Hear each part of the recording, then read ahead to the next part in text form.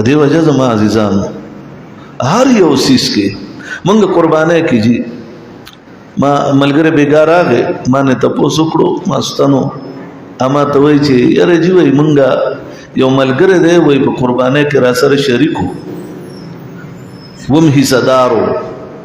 او وایي جی وایي اوس یې راته وایي چې به زما پیسې واپس راکړئ زه سره پکې شریک نه یم.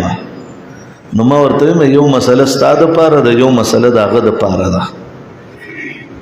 یو مسله ستا دپاره خدا ده چې په دغه قربانۍ کې دی شریک نو ته ورله خپلې پیسې ورکړه. فقهاو لیکلي دي چې په دغه حصه کې بل سړی شریک راوله هېڅ مسله نشته. دویمه خبره دا ده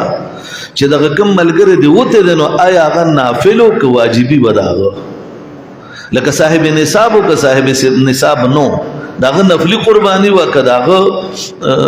وجوبي قرباني وه. اوس د هغه به دواړو ته کتل غواړي که د هغه وجوبي قرباني وه په هغه بیا هم لازمه ده خو که د هغه نفلي قرباني وه نو بیا هم په هغه وجوبي شوې ده ځکه چې لازم النفل بالشروع